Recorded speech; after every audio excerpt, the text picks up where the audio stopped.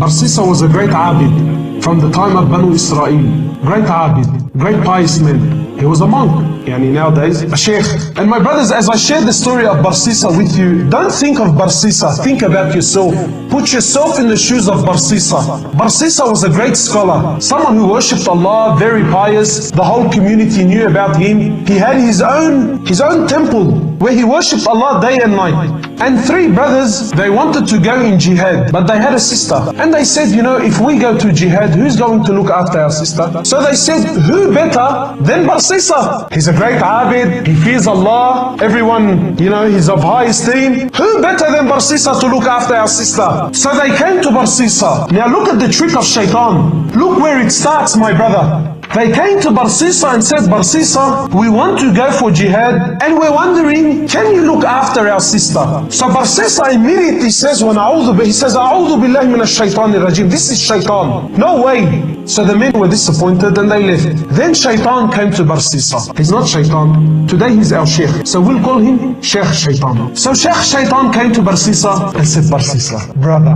what are you doing? These men, they want to go for jihad. They're going for good. They're going for the sake of Allah. Barsisa, if you do not look after her, who's going to look after her? You are the most noble, Barsisa. You are the most pious man. If they leave her with someone else, what do you think will happen? So Barsisa says, maybe I should look after her for the sake of Allah, for the sake that these brothers. Look at the trick of shaitan, my brother. When shaitan knocks on your door, shaitan does not want you to open it fully. Just a little peep, a little, who is it? That's all he wants. A little crack. That's all shaitan wants. Shaitan has all the time in the world. Shaitan wants a little crack. So he calls the brothers back. He says, listen, for the sake of Allah, I will look after your sister, but she will not stay with me. Barsisa was a man who feared Allah. He was a genuine man who feared Allah, my brothers. Now I want you to think about yourself and relate this story to your life. He says, I will not keep your sister with me. She will stay in the house I have at the back of my temple. She will stay there and I will stay here. The brothers agreed. He said, no problem. The brothers went to jihad,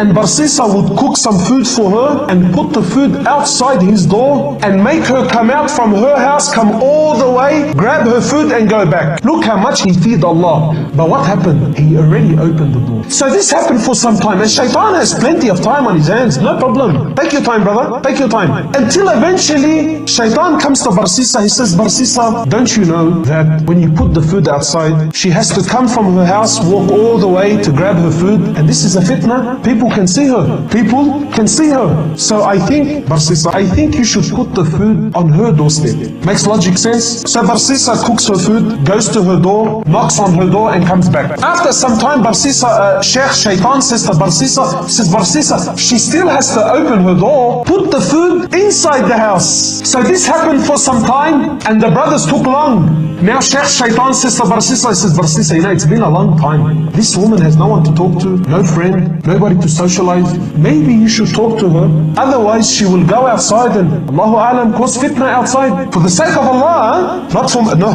brother, for the sake of Allah. So Barsisa now he goes to the house. Look, he still fears Allah. From outside the house he's talking to her, shouting, and she can't hear him properly. And after some time, Shaitan says, Barsisa, why are you embarrassing yourself? You're screaming and shouting. Go inside the house and speak to her there. My brothers, after some time he started speaking to her inside the house. What was a little conversation became a longer one. After talking, now he wants to see. After seeing, he now started to touch. And after touching, the great Barsisa committed zina. How many of us, maybe we have not committed zina, but we fell in the same footsteps of Barsisa. Now he's committed zina. She falls pregnant. She gives birth to a baby boy. And Shaitan now comes to Barsisa, says, Barsisa, brother, bro, if the brothers come back and see this young boy, and you were the one who was responsible for looking after him, how will you explain the boy? Now he's worried. He says, what do I do? Says, Barsisa, you have to kill the boy. You have to get rid of the evidence. So Barsisa kills the boy. What do we have now? Zina and murder.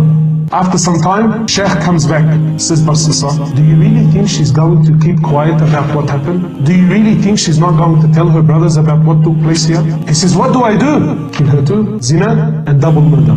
The brothers come back. Barsisa, where is our sister? He says to them, Inna lillahi wa inna ilayhi raji'un. Your sister, she became very ill and Allah took her life. Barsisa is a great abid, big sheikh. He does not lie. He says to the brothers, Inna lillahi wa inna ilayhi raji'un. Your sister, she became very sick and Allah took her life. The brothers had no other option. They said, where is she? He showed them a fictitious grave, a fake grave. He said, this is where she is. They made some dua for her and went home. The next morning, one of the brothers, he says, you know, I had a very interesting dream last night. The other brother said, I had an interesting one too. What did you see? He says, I seen in my dream that our sister was not sick.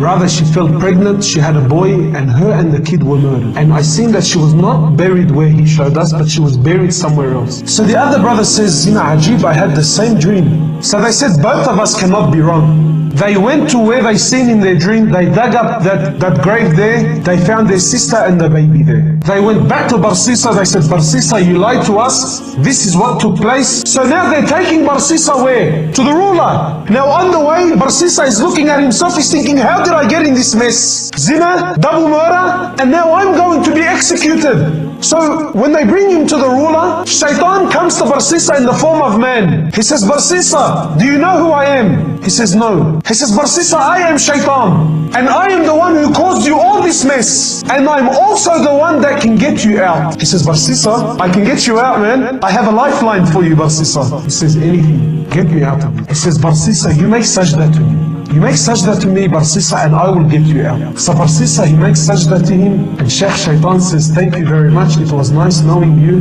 Assalamu alaikum. And shortly after, he was crucified and killed. The last action in his life was what? Shirk, kufr to the highest level.